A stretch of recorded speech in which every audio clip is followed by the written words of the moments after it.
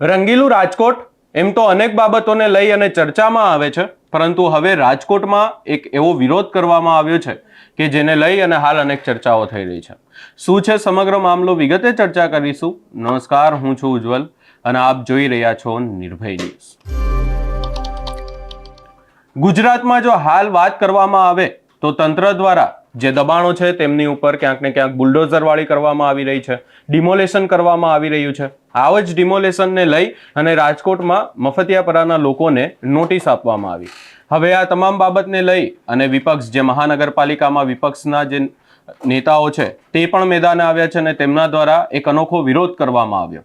તેમના દ્વારા વિરોધ કરતા એવું કહેવામાં આવ્યું કે હું ભિખારી છું અને હું તંત્ર પાસે ભીખ માંગુ છું કે આ લોકોના ઘર ના તોડવા જોઈએ.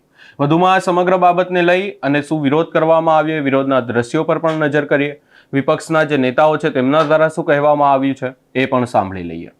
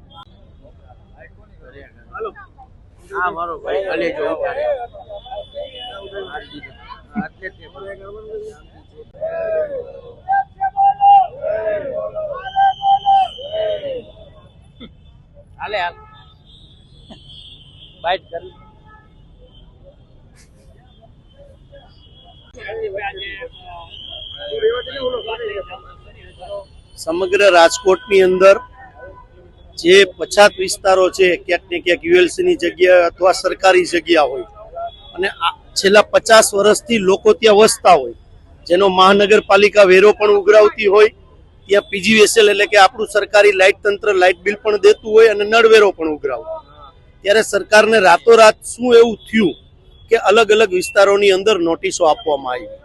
તેમાં નદી કાંઠાના વિસ્તારોને આપણે જોયું કે ત્યાં પણ નોટિસો આપવામાં આવી. એવી જ રીતે વોર્ડ નંબર 15માં જ્યાં નાના નાના મફતિયાપરાઓ જે આવેલા છે અને મારા વોર્ડ નંબર 15ના ચારેય જાગૃત કોર્પોરેટરો દ્વારા પોતે આજે બંધારણની જગ્યાએ પોતે ભીખ માગીને એક નવતર કાર્યક્રમ કરી અને કલેક્ટર શ્રી પાસે રજૂઆત કરવા જાય છે કે અમે ભીખ માગીએ છીએ કે અમારા વિસ્તારની અંદર જે લોકો રહેતા હોય એ લોકોને રેગ્યુલાઇઝ જે સરકારી નિયમ પ્રમાણે થતું હોય એ પ્રમાણે કરી દે.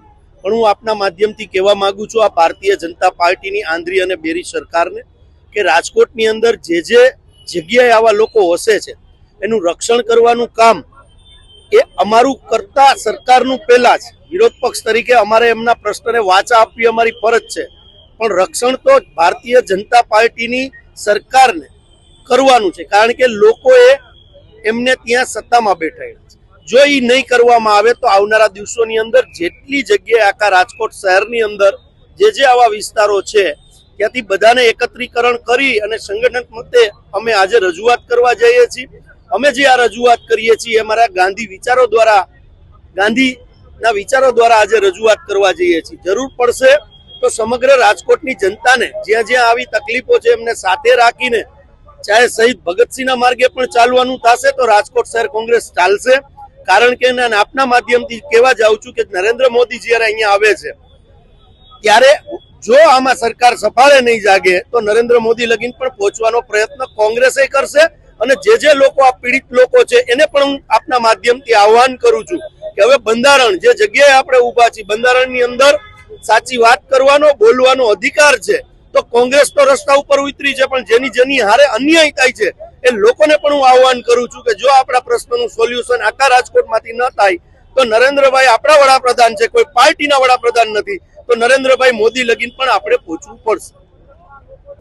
ગુજરાતમાં જો વાત કરવામાં આવે અને ખાસ કરી અને ડિમોલેશનની વાત કરવામાં આવે તો આપણે અનેકવાર જોયું છે કે ડિમોલેશન કરવામાં આવે એના પહેલા લોકો દ્વારા વિરોધ કરવામાં આવતો હોય છે, પરંતુ તંત્રનું પણ ક્યાંક ને ક્યાંક એક કામ છે કે જે લીગલી રીતે બનાવેલી જે વસાહતો ના હોય, જે ઇનલીગલ રીતે બનાવેલી હોય, કાં તો આવી તમામ બાબતોને લઈ અને જે દબાણો કરવામાં આવ્યા હોય તેની સામે ડિમોલેશન કરવામાં આવે છે.